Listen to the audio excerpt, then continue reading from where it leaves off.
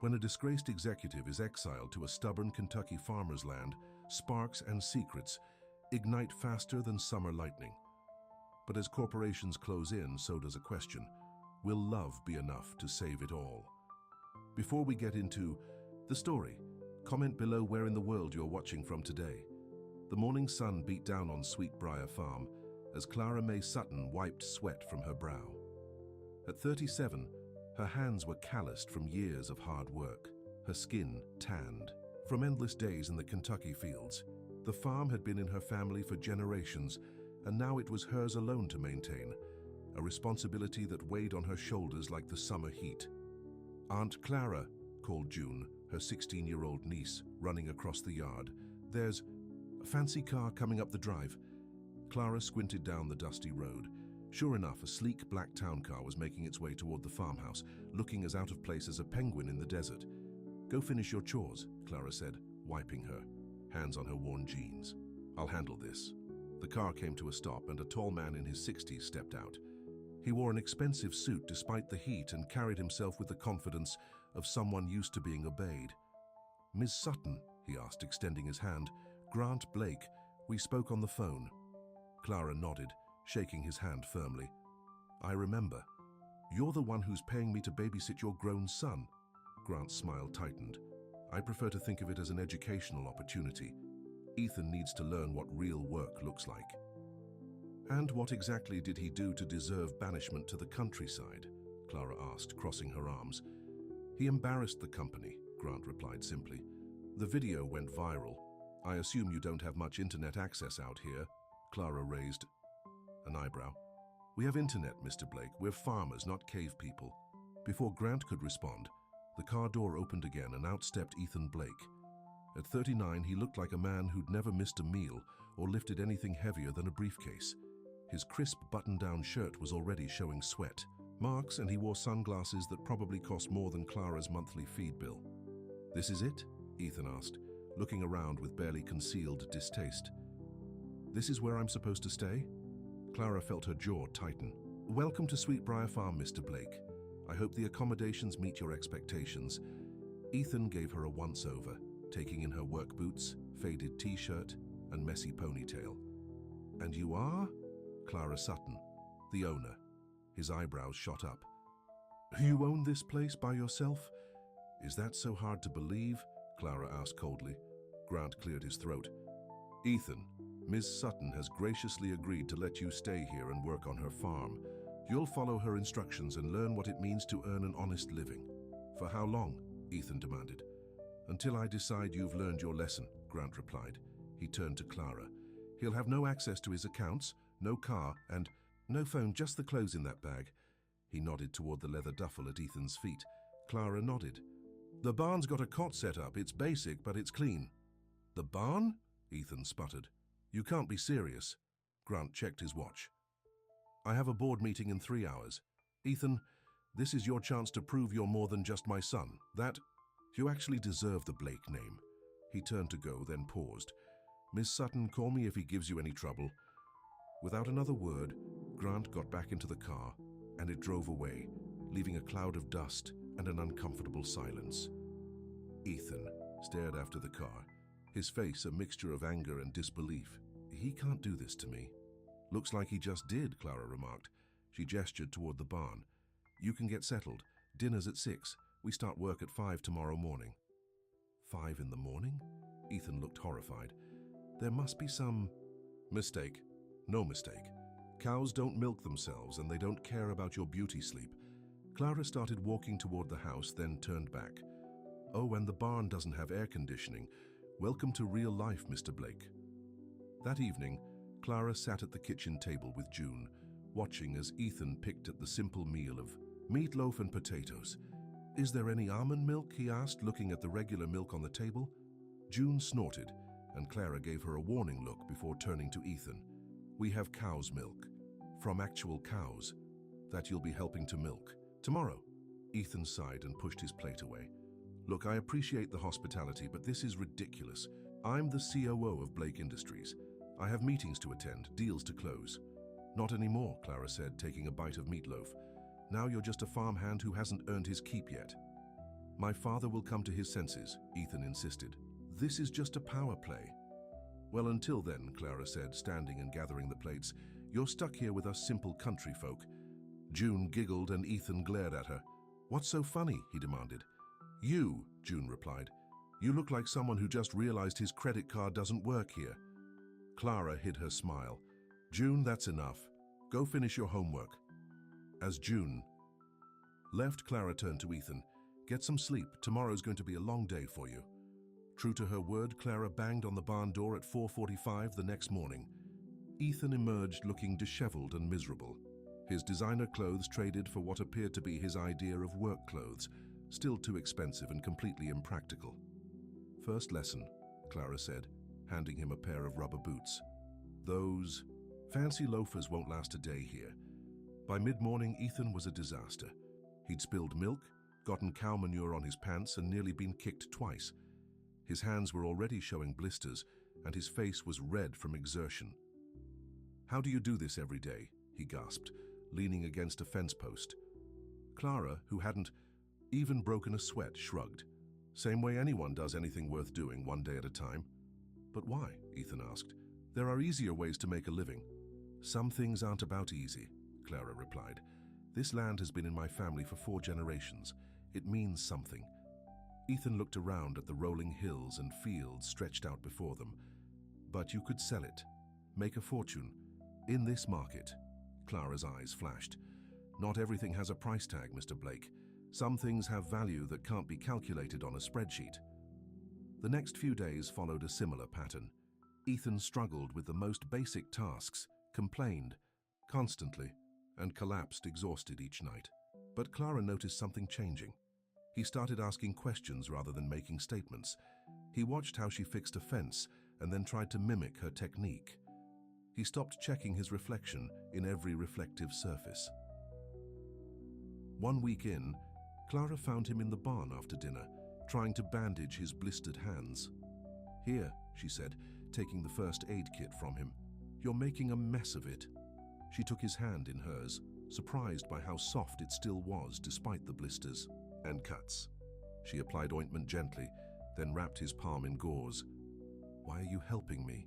Ethan asked quietly. You clearly can't stand me. Clara concentrated on the bandage. I don't hate you. I just don't have patience for people who don't know the value of hard work. I work hard, Ethan protested. I've closed million-dollar deals, managed teams of people. That's different, Clara said, finishing with the bandage. Out here, you can't talk your way out of problems. You have to solve them with your hands and your heart. Ethan looked at her for a long moment. You don't think much of people like me, do you? I don't know people like you, Clara admitted, but I know what I see. Someone who's had everything handed to him and never had to fight for anything. Ethan's eyes darkened. You don't know anything about me or my fights. Then prove me wrong, Clara challenged, getting to her feet. Show me there's more to Ethan Blake than a fancy name and an expensive haircut. The next morning, Clara was surprised to find Ethan already in the barn feeding the chickens. He'd made mistakes, mixing up the feed types, but he was trying. You're up early, she remarked. Couldn't sleep, he admitted. Figured I might as well make myself useful. Days turned into weeks. June went back to school, and Clara found herself spending more time with Ethan, teaching him about the farm. He was a quick learner when he actually applied himself, and she caught herself enjoying his company more than she wanted to admit. One evening, as they sat on the porch after a long day, Ethan asked, So, no husband? No boyfriend tucked away? Somewhere, Clara stiffened. That's not your business. Just making conversation, Ethan said, raising his hands in surrender. You know everything about me, but you're a complete mystery. Clara sighed, looking out at the sunset. I was engaged once 6 years ago. He left me at the altar. He was an idiot, Ethan said simply. Clara looked at him, surprised by the sincerity in his voice. He said he couldn't handle being a farmer's husband. Said I loved this place more than I loved him. She shrugged. Maybe he was right. Or maybe he just didn't understand that loving the land is part of who you are, Ethan suggested. Clara felt something stir in her chest, a warmth she hadn't felt in a long time. When did you get so insightful, city boy? Ethan smiled, and for the first time, Clara noticed how his eyes crinkled at the corners. Maybe there's hope for me yet. The next day, they were repairing a broken tractor when June came running from the house waving her phone. "Ethan, you're famous," she exclaimed, showing him the screen. Clara leaned over to see a video of Ethan, red-faced and angry, throwing papers at a conference table full of startled executives. The caption read, "Billionaire's son has meltdown after failed merger." Ethan's face paled. "That's private." "Not anymore," June said, scrolling through comments. "Everyone's talking about it." Clara took the phone gently from June's hand. "That's enough internet for today. Go help Mrs. Wilson with her garden like you promised." When June was gone, Clara handed the phone back without looking at it again. "Want to talk about it?" Ethan was silent for a long moment. "They were planning to acquire a small organic seed company. I found out they intended to shut it down and patent the heirloom varieties the family had been preserving for generations." He ran a hand through his hair. "I tried to stop it through proper channels, but when that didn't work, I lost it." Clara studied him. "So your big scandal was trying to protect farmers?" Ethan laughed bitterly. "Ironic, right? Dad was furious about the publicity, said I embarrassed the company." "Sounds to me like the company should have been embarrassed by its own actions," Clara said quietly.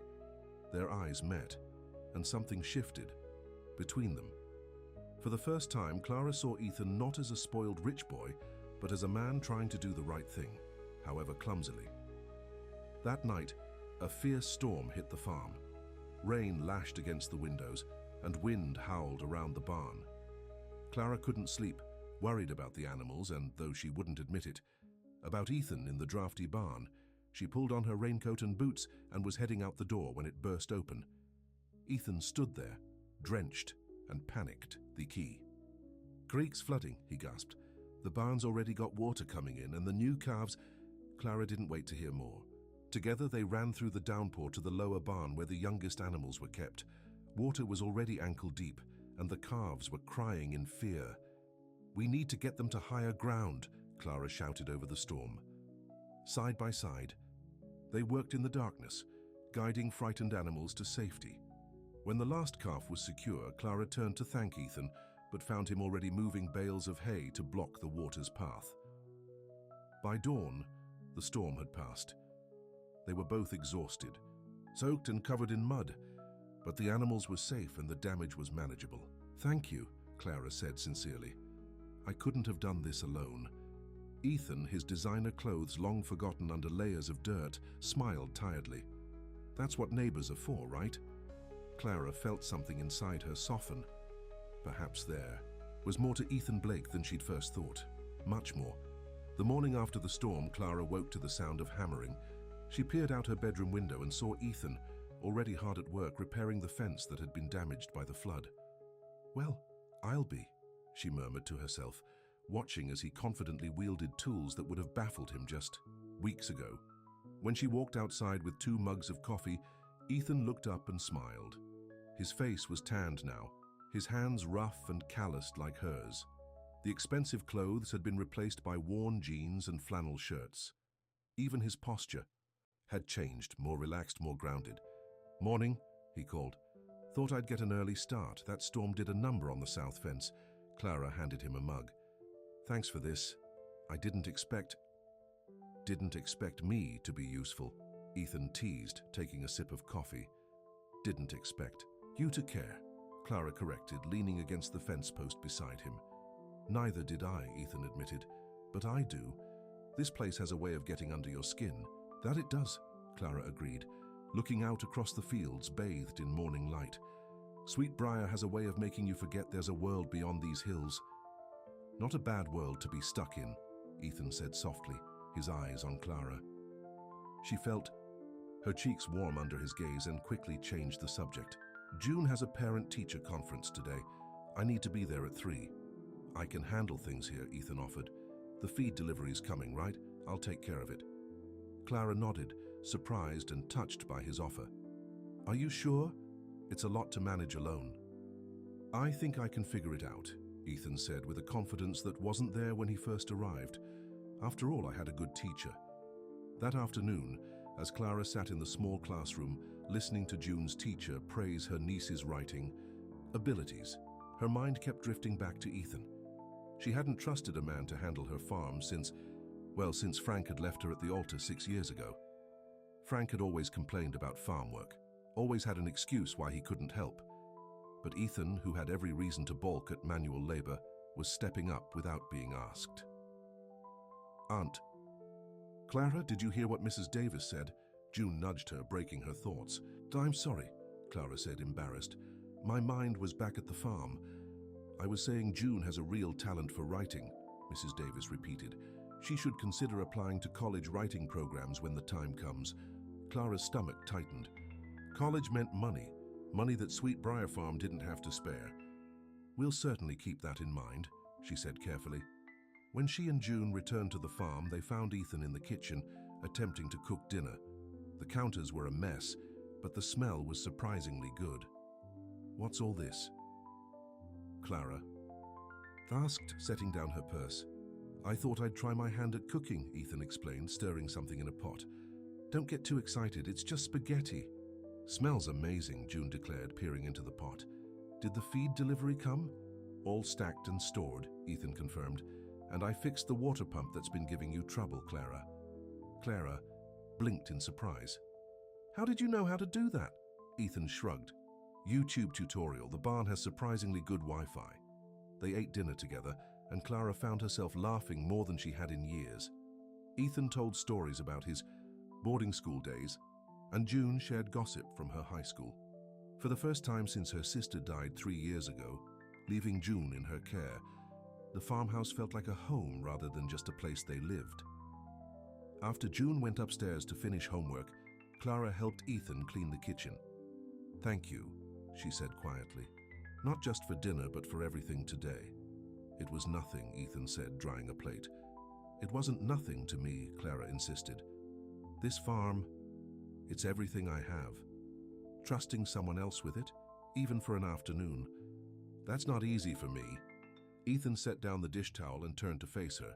"Clara, I want you to know something. When my father sent me here, I thought it was the worst punishment he could devise. Now," he looked around the cozy kitchen, "now I'm not sure I want to go back to my old life." Clara's heart skipped a beat. "What do you mean?" "I mean, there's something real here," Ethan said, taking a step closer to her. "The work, the land, the way you live, it matters in a way that corporate boardrooms and stock prices never did." Clara suddenly felt vulnerable. "Ethan, The phone rang, breaking the moment. Clara stepped back and answered it. "Clara Sutton. This is Grant Blake." The stern voice on the other end made Clara's spine stiffen. "I'm calling to check on my son's progress." "He's doing fine, Mr. Blake," Clara replied, watching Ethan's face harden at the sound of his father's name. "He's becoming quite the farmer, actually." "Is that so?" Grant said skeptically. "Put him on, please." Clara handed the phone to Ethan, who took it with obvious reluctance. "Hello, Father," he said coldly. Clara moved to leave the room, but Ethan caught her wrist gently, silently asking her to stay. She nodded and sat down at the table. "Yes, I'm still here," Ethan was saying. "No, I don't think I've been punished enough yet." His voice dripped with sarcasm. "Actually, I'm learning quite a lot." There was a long pause as Grant spoke. Clara could hear the sharp tone even from across the table. "The Morgan deal?" Ethan finally replied. "You're moving forward with it? After everything I told you about what they're planning?" Another pause. "Fine, do what you want, you always do anyway." Ethan hung up and set the phone down carefully, as if afraid he might break it otherwise. "I'm sorry you had to hear that," he said to Clara. "What's the Morgan deal?" she asked. Ethan ran a hand through his hair. "Remember that video of me losing it in the boardroom? It was about a deal with Morgan Agri-Systems. They want to buy up small farms across 5 states, including Kentucky." Clara's blood ran cold. "Buy them for what?" "To convert them to massive industrial operations," Ethan explained. "They've developed a new genetically modified crop that requires specific pesticides that only they manufacture. They're creating a monopoly, and they don't care who gets hurt in the process. And your father's company is helping." "Them?" Ethan nodded grimly. "Blake Industries provides the financing and infrastructure. I tried to stop it when I found out the details, but He gestured helplessly. That's how I ended up here. Clara stood up, processing this information. So you were sent here as punishment for trying to protect farms like mine? Ironic, isn't it? Ethan said bitterly. And now they're moving forward anyway? Dad says the board voted last week. I've been officially removed from my position as COO.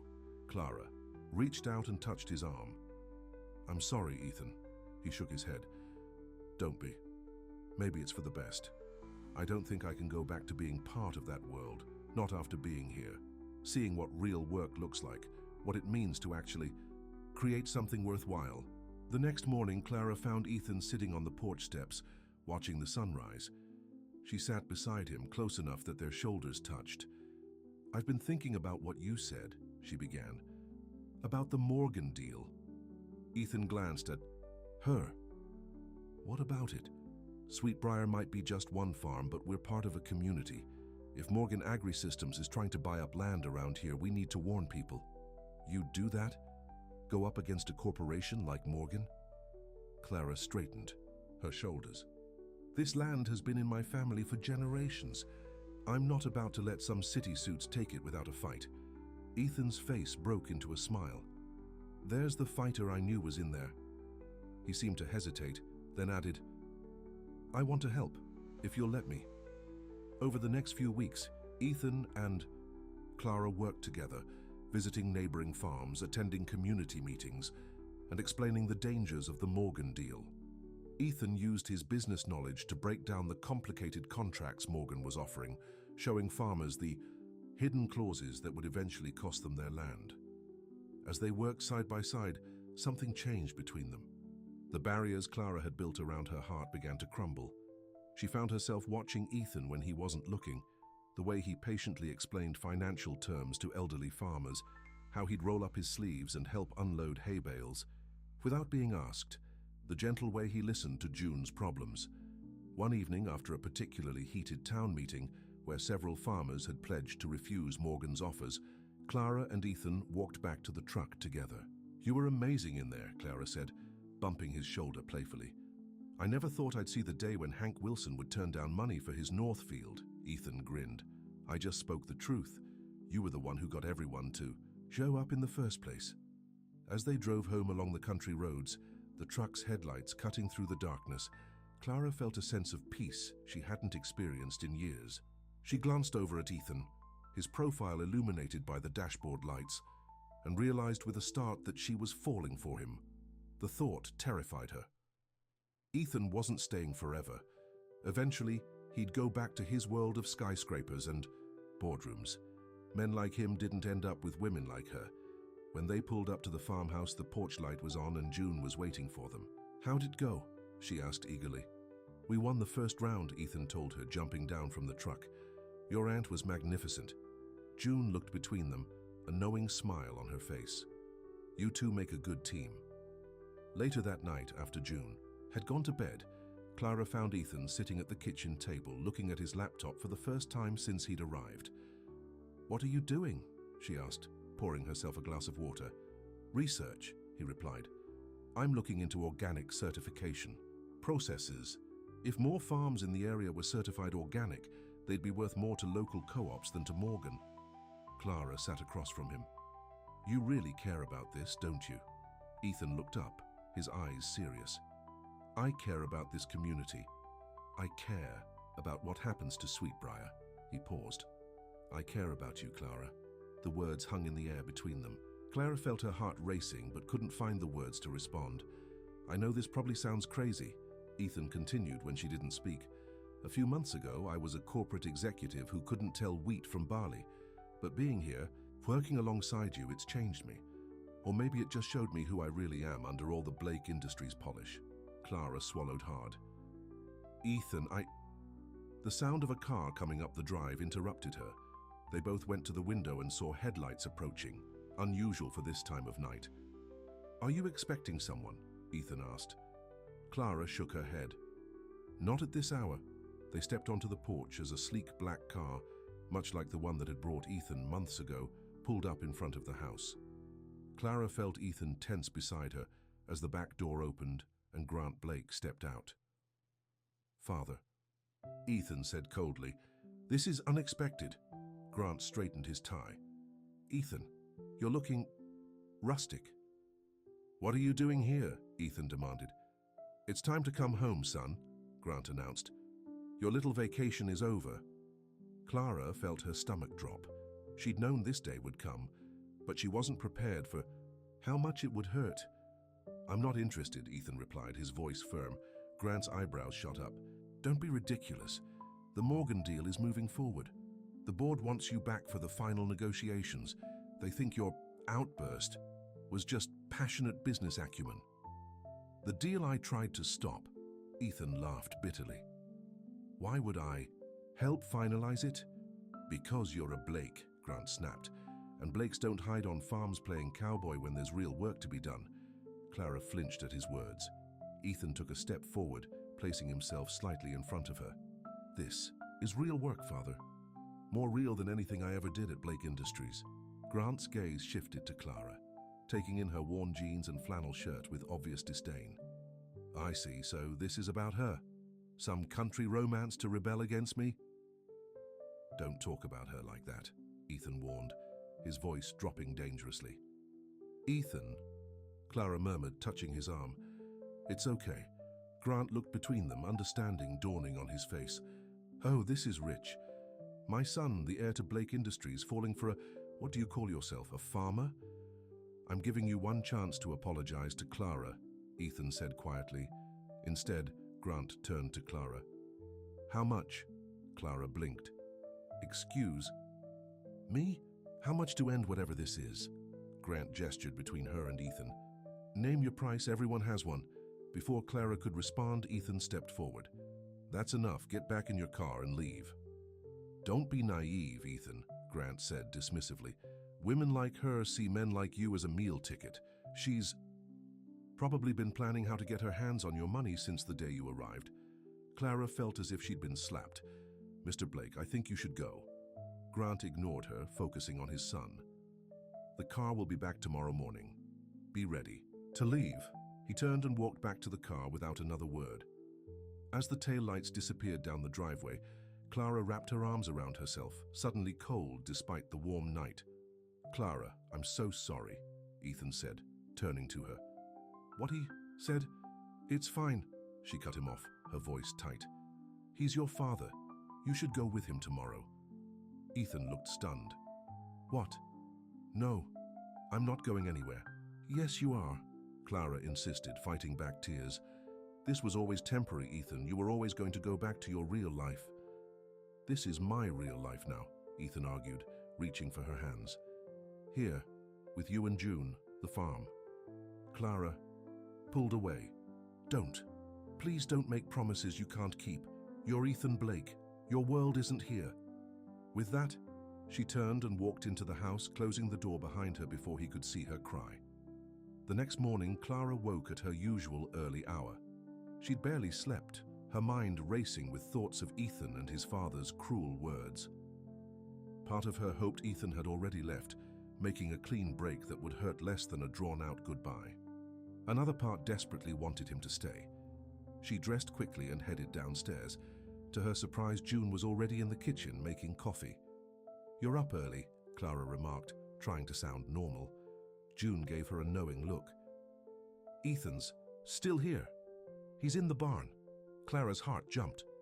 "The car his father sent came and went," June confirmed. "Ethan told them he wasn't going." Clara sat down heavily. "He can't stay here forever, June. He has a life to get back to."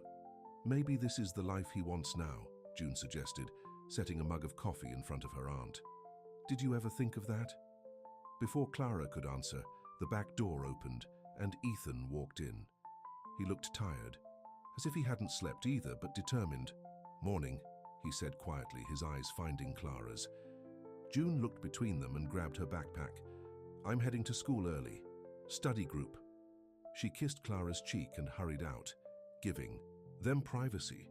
"Your father's car came," Clara said when they were alone. "I sent it away," Ethan replied, sitting across from her. "I'm not going back, Clara." "Ethan, you can't just—" "Yes, I can," he interrupted firmly. "And I did. I told them to tell my father. That I'm staying here. Clara felt a mix of hope and fear. What about your job, your life in the city? That life doesn't mean anything to me anymore, Ethan said, reaching across the table for her hands. Not compared to what I've found here. Clara wanted to believe him, but doubt crept in. You're angry at your father, I understand that.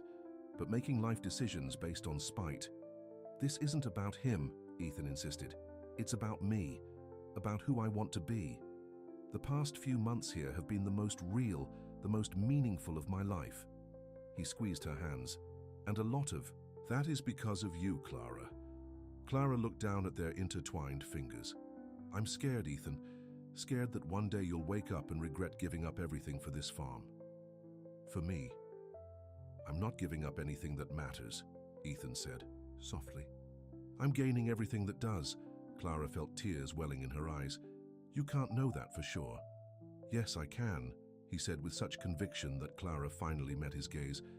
I love you, Clara Sutton. I love this farm. I love the life we could build here together. Clara's breath caught in her throat. No one had said those words to her since Frank, and even then, they had never sounded so sincere. You don't have to say anything now, Ethan continued when she remained silent. Just give me a chance to prove it to you. Before Clara could respond, the phone rang. She reluctantly pulled her hands away to answer it. Clara? It's Joe Mitchell from the bank, said the voice on the other end. I need to speak with you about your mortgage payment. Clara's stomach dropped. With all the excitement over the Morgan deal and her complicated feelings for Ethan, she'd pushed her financial worries aside. What about it, Joe? You're 3 months behind now, Joe said, his voice sympathetic but firm. The bank can't extend any more grace periods. I understand, Clara said, turning away from Ethan. The harvest is coming. I'll have the money then. Clara, we've been friends a long time, Joe replied. But the regional office is taking over these decisions now. They're talking foreclosure if you can't make a substantial payment by the end of the month. Clara felt like the floor was tilting beneath her. How substantial are we talking? Joe named a figure that made Clara's knees weak. I'll see what I can do, she managed to say before hanging up. What's wrong? Ethan asked immediately. Clara shook her head, not wanting to burden him with her problems. Nothing, just business. Clara, Ethan said gently, I thought we were past that. Talk to me. She sank back into her chair. The bank called about my mortgage payments. I'm behind, way behind. How much do you need? Ethan asked without hesitation. Don't, Clara warned. This isn't your problem. It is if I'm staying, Ethan insisted. Let me help. With what? Clara asked, her voice rising. You said yourself your father cut you off. You don't have access to your accounts. Ethan ran a hand through his hair, frustrated. There has to be something we can do.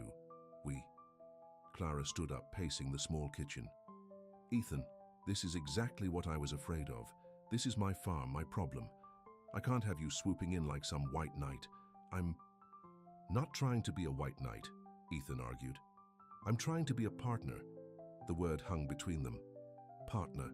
It was what Clara had always wanted but never thought she'd find. Someone to share the burden, someone who understood that Sweetbriar wasn't just land and buildings, but her heritage, her heart. The harvest might be enough, she said finally, if the weather holds and prices stay decent. Ethan nodded thoughtfully. What about diversifying, adding some higher value crops or products? Like what? I don't know yet, Ethan admitted. But I'll figure it out. We'll figure it out. Despite her worries, Clara felt a warmth spreading through her chest at his words. Maybe, just maybe, they could make this work. Later that afternoon, while Clara was in town picking up June from school, Ethan made a call. From the farm's landline. It was the first time he'd reached out to anyone from his old life since arriving at Sweetbriar. Charles? It's Ethan Blake, he said when his former assistant answered. I need a favor. When Clara returned, she found Ethan sitting at the kitchen table with papers spread everywhere, making notes. What's all this? She asked, setting down groceries. Research, Ethan replied, eyes bright with excitement. I've been looking into specialty markets, organic certification, direct-to-consumer sales. Clara looked at his work, impressed despite herself. How did you get all this information? I called in a favor, Ethan admitted. My old assistant sent over some market research. Clara, There's real potential here. Sweetbriar could be more profitable without sacrificing what makes it special. June bounded into the kitchen. "Are you two working on a plan to save the farm?" she asked, grabbing an apple from the counter. "We're exploring options," Clara said. "Carefully." "Aunt Clara, I've been thinking," June said, perching on a stool. "What about my college fund?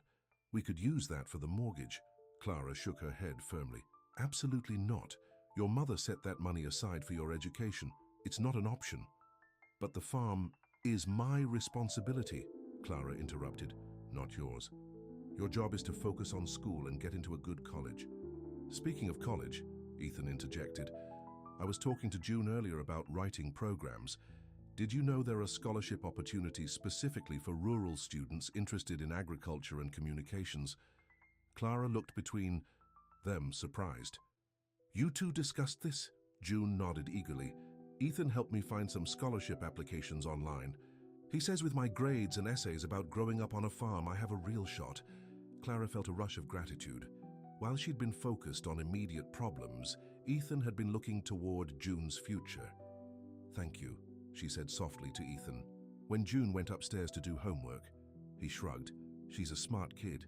She deserves a chance to chase her dreams, whether that's here on the farm or somewhere else." Clara stepped closer to him. "You really mean it, don't you? About staying, about being a partner?" "I've never meant anything more," Ethan said, his voice low and serious. Clara took a deep breath. "Then I should tell you something about the Morgan deal." "What about it?" "They've been calling me, offering to buy Sweetbriar." Ethan's expression darkened. "For how long?" "A few weeks," Clara admitted. "I've been turning them down, but they keep raising the offer. The last one would more than clear my debt and leave plenty for June's education." "But you'd lose the farm," Ethan said quietly. Clara nodded, tears threatening again. "I don't want to sell. This land is my history, my future, but I'm running out of options, Ethan." Ethan pulled her into his arms, and Clara let herself lean into his strength. "We'll find another way," he promised, "together." The next week was a whirlwind of activity.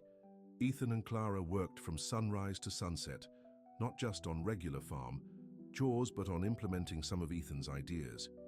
They converted part of the barn into a farm store where they could sell directly to local customers. They registered for the farmers market in the next county, which attracted tourists willing to pay premium prices for locally grown produce. June created a website and social media accounts for Sweetbriar Farm, showcasing the organic practices and family history. To everyone's surprise, orders started coming in from restaurants in Louisville and Lexington, willing to pay extra for fresh, sustainably grown food. It wasn't enough to solve all their financial problems, but it was a start.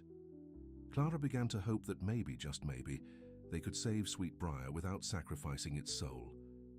One evening, as Clara and Ethan sat on the porch swing after a long day, a familiar black car appeared on the horizon. "Your father again," Clara sighed. Ethan tensed beside her. "I'll handle this." They stood together as Grant Blake emerged from the car, looking as out of place as ever on the dusty farm.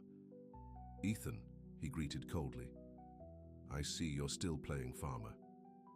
"What do you want, father?" Ethan asked, his arm protectively around Clara's waist. Grant's eyes narrowed at the gesture. "The Morgan deal is falling apart. Several key farms have withdrawn their interest since your little community organizing campaign." "Good," Ethan said firmly. "Those deals were predatory, and you know it." "Morgan is not happy," Grant continued. "They're threatening to pull their investment from Blake Industries entirely." "And that's my problem because—" Grant's expression hardened. "Because you're still a major shareholder despite your rustic sabbatical. If this deal collapses, the company's stock will take a hit. Your stock will take a hit." "I don't care," Ethan replied. Grant laughed harshly. "Really? You don't care about losing millions, about watching your inheritance crumble because of some misguided crusade?" Clara felt Ethan stiffen beside her, but was impressed when he remained calm. "Some things are worth more than money," Ethan said. Grant's gaze shifted to Clara. "So I see." He reached into his jacket and pulled out an envelope. "Before you make any more noble declarations, you might want to look at this." Ethan took the envelope cautiously. "What is it?" "Information about your girlfriend's farm," Grant said with a smirk. "Sweetbriar is 3 months from foreclosure. Did she tell you that?" Clara felt her face burn with shame. "That's private." "Nothing's private when it comes to business," Grant replied coldly. "Morgan has already approached her bank about buying the debt. Once they own it, they can foreclose immediately." Ethan's face paled. "You can't do that." "I'm not doing anything," Grant said, spreading his hands innocently. "Morgan is. Though I could intervene on Miss Sutton's behalf if..." "If what?" Ethan demanded. "If you come back to the company, take your rightful place, help finalize the Morgan deal with the farms that are still willing to sell." Clara watched the conflict play across Ethan's face. He was being asked to choose between saving her farm and betraying everything he'd been fighting for. "Don't do it," she said quietly. "We'll find another way." "There is no other way," Grant said sharply. "Not in the time frame you have left." Ethan looked down at the papers, then at Clara. "I need time to think," Grant nodded, satisfied that he'd created doubt. "The car will pick you up tomorrow at noon. Don't keep them waiting this time." He turned and walked back to his car without another word. As the taillights disappeared down the road, Clara and Ethan stood in silence, the weight of Grant's ultimatum hanging between them. "I'm so sorry," Clara finally whispered. "I never meant for you to get caught in the middle of my problems." Ethan turned to her, his expression unreadable in the fading light. "Is it true about the foreclosure?" Clara nodded miserably. "I was hoping our new initiatives would buy us enough time, but if Morgan purchases the debt, I won't let them take your farm," Ethan said firmly. "Even if it means going back? Working on the deal you tried to stop?"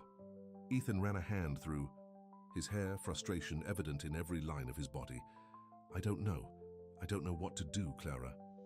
For the first time since he'd arrived at Sweetbriar, Clara saw uncertainty in Ethan's eyes. He was being torn between two worlds, two sets of values, and she was the cause. "You should go," she said, the words physically painful to speak. "Go back with your father tomorrow." Ethan looked stunned. "You want me to leave?" "I want you to be free to make the right choice," Clara corrected, "without feeling obligated to save me or this farm." "Clara..." "Please, Ethan," she interrupted. "I need some time alone to think." She turned and walked into the house, each step an effort as her heart pulled her back toward him. But she kept going, closing the door behind her before the tears could fall. That night, as Clara lay awake, staring at the ceiling, she made her decision. She would not be the reason Ethan compromised his principles. She would not let Sweetbriar become a bargaining chip in Grant Blake's manipulation of his. Son, tomorrow, she would tell Ethan to go back to his world, and she would face whatever came next on her own, just as she always had. The morning sun streamed through Clara's bedroom window, waking her from a restless sleep. She'd made up her mind. Today, she would tell Ethan to go back to Blake Industries, even if it broke her heart to do so. Downstairs, she found June already at the kitchen table, her eyes red and puffy. "What's wrong?" Clara asked, immediately concerned. "I heard you and Ethan last night," June admitted. "About the farm, about him leaving." Clara sighed, sitting next to her niece. "Sometimes adults have to make hard choices, June." "But he loves you," June insisted. "And you love him, I know you do." "It's not that simple," Clara tried to explain. "Ethan's father is using our farm to manipulate him. I can't let that happen." June crossed her arms stubbornly. "So you're just giving up? After everything you've taught me about fighting for what matters?" Clara was taken aback by her niece's words. "I'm not giving up, I'm being realistic." "No," June argued. "You're being scared. You're pushing Ethan away before he can leave you, just like you've pushed everyone away since Frank." Clara felt as if she'd been slapped. "That's not fair." "Neither is sending Ethan away without letting him decide for himself," June retorted, standing up. "I'm going to find him. Someone needs to talk some sense into both of you." June stormed out of the kitchen, leaving Clara alone with her thoughts. Was her niece right? Was she pushing Ethan away because she was afraid of being hurt again? Before she could follow June, the phone rang. Clara answered it with a distracted, "Hello, Miss Sutton? This is Joe Mitchell from the bank again." Clara's stomach knotted. "Joe, I told you I need until the end of the month." "That's why I'm calling," Joe said. his voice unusually upbeat. "Your mortgage has been paid in full." Clara nearly dropped the phone. "What? How is that possible?" "The payment came through this morning," Joe explained. "Electronic transfer from Blake Industries." Clara's hands trembled. "There must be some mistake." "No mistake," Joe assured her. "In fact, there was a note with the transfer. It said, 'Investment in Sweetbriar Farm's future, no strings attached.'" After hanging up, Clara sat at the table, stunned. Ethan must have called his father, agreed to go back to the company. He'd sacrificed his principles to save her farm, the E. Sound of a car crunching up the gravel driveway broke her reverie. She rushed to the window, expecting to see the sleek black car come to take Ethan away. Instead, she saw a rental car she didn't recognize. She stepped onto the porch as a middle-aged woman in a business suit emerged from the car. She looked familiar, though Clara couldn't place her. "Ms. Sutton," the woman called, walking toward the house. "I'm Elizabeth Chen, Chief Financial Officer of Blake Industries." Clara's confusion deepened. "If you're looking for Ethan, I'm not sure where he is at the moment," Elizabeth smiled. "Actually, I'm here to see you. May I come in?" In the kitchen, Elizabeth declined Clara's offer of coffee and got straight to the point. "I understand there's been some tension between the Blake family and Sweetbriar Farm," she began. Clara gave a humorless laugh. "You could say that." "What you may not know," Elizabeth continued, "is that there's been similar tension within Blake Industries itself. Many of us on the board have been uncomfortable with the Morgan deal from the beginning, but Grant Blake can be persuasive." "Why are you telling me this?" Clara asked. Elizabeth pulled a folder from her briefcase. "Because yesterday something extraordinary happened. Ethan Blake called an emergency board meeting." Clara's breath caught. "He did what?" "Using his shareholder authority," Elizabeth explained, "he presented us with evidence of Morgan's predatory practices and an alternative proposal." She slid the folder across the table. "A proposal that includes Sweetbriar Farm." Clara opened the folder with shaking hands. Inside was a detailed business plan for a network of small farms, Sweetbriar among them, working together to compete with larger agricultural corporations.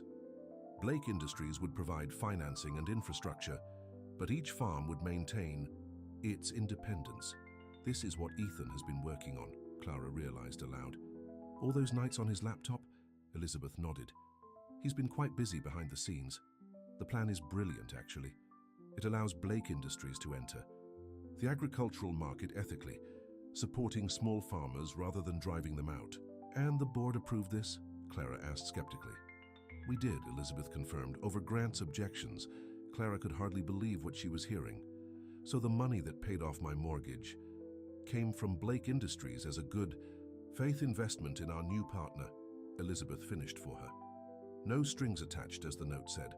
"We believe in Sweetbriar Farm's potential. More importantly, we believe in Ethan's vision." "Where is he?" Clara asked, suddenly desperate. "To find him." "Where's Ethan now?" "Still in the board meeting, I'm afraid," Elizabeth said, checking her watch. "His father isn't taking this well. That's partly why I came in person, to assure you that regardless of the family drama, the deal with Sweetbriar stands. Your farm is safe." After Elizabeth left, Clara stood on the porch, emotions swirling through her. Relief that Sweetbriar was saved, pride in what Ethan had accomplished, fear that in saving her farm, he might have permanently severed his relationship with his father. June came running across the yard. "Aunt Clara, I can't find Ethan anywhere. The barn's empty and his stuff is gone." Clara's heart sank. "His father's car was supposed to pick him up at noon." "But it's only 10 o'clock, June protested. Clara checked her watch. June was right. If Ethan had left, he hadn't gone with his father's driver. As they stood there wondering, the sound of a truck engine caught their attention. Around the bend came Ethan, driving an old pickup truck Clara had never seen before. He parked in front of the house and jumped out, his face alight with excitement. "Clara!" he called, jogging up to the porch. "I've been looking all over for you."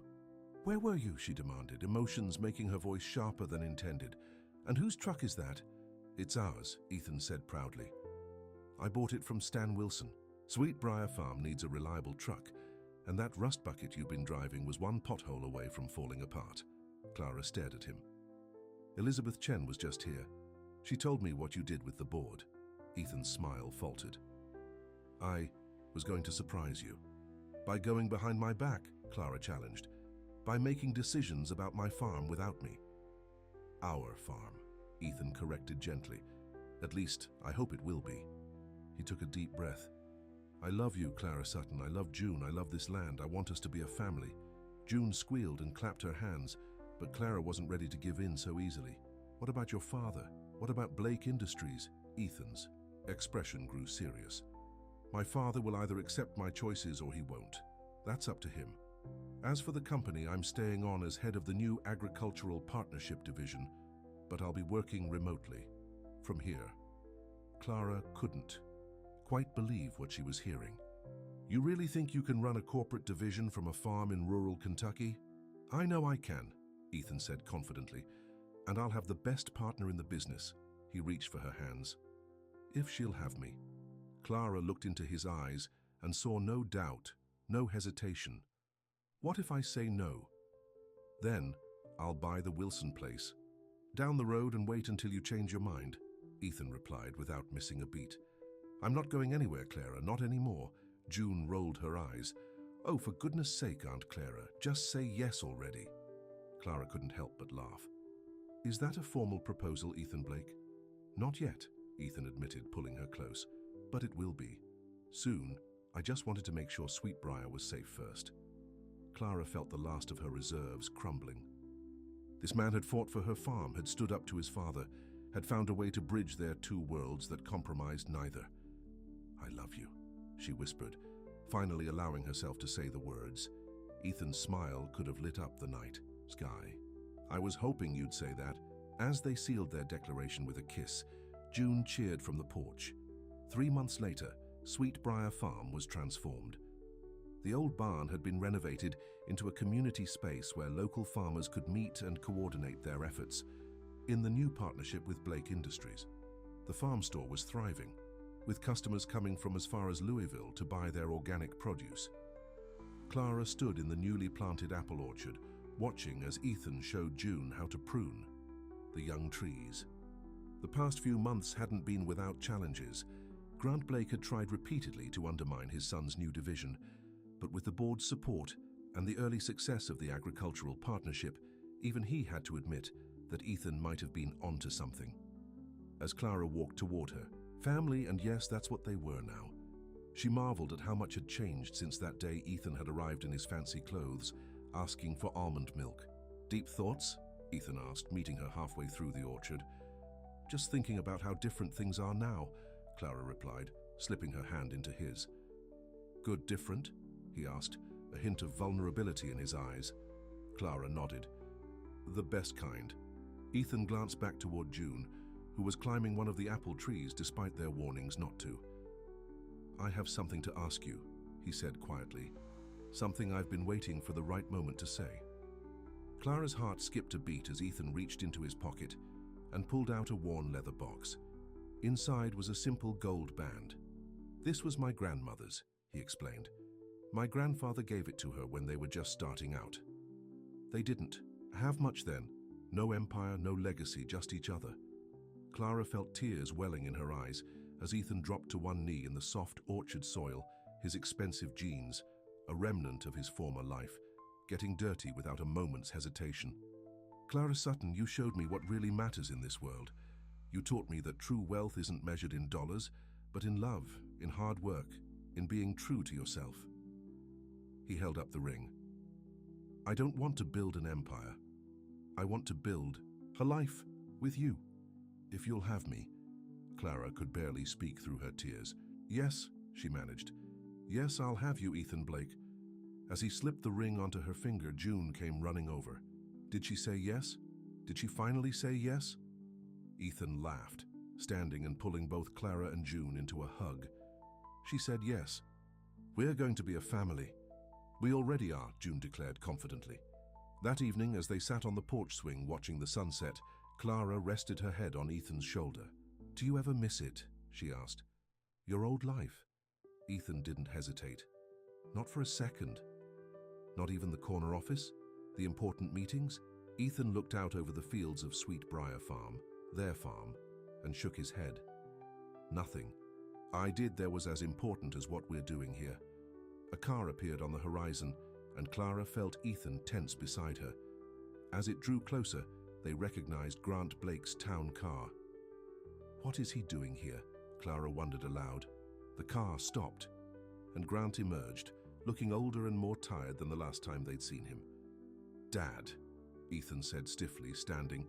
Grant looked between them, his eyes lingering on the ring on Clara's finger. "I hear congratulations are in order." "Thank you," Clara replied cautiously. "The board is impressed with the quarterly numbers from your division," Grant said to Ethan, clearly uncomfortable with small talk. "Elizabeth Chen seems to think you're some kind of visionary." Ethan raised an eyebrow. "Is that why you're here? Business?" Grant shifted his weight. "Partly, and partly, too." He seemed to struggle with the words, "to see if my invitation to the wedding is still open." Clara felt Ethan's surprise. "You want to come to our wedding?" "You're my son," Grant said simply. "Despite our differences." Clara saw the conflict in Ethan's eyes and squeezed his hand supportively. This was his decision to make. "We haven't set a date yet," Ethan said carefully. "But yes, you're invited." Grant nodded, some of the tension leaving his shoulders.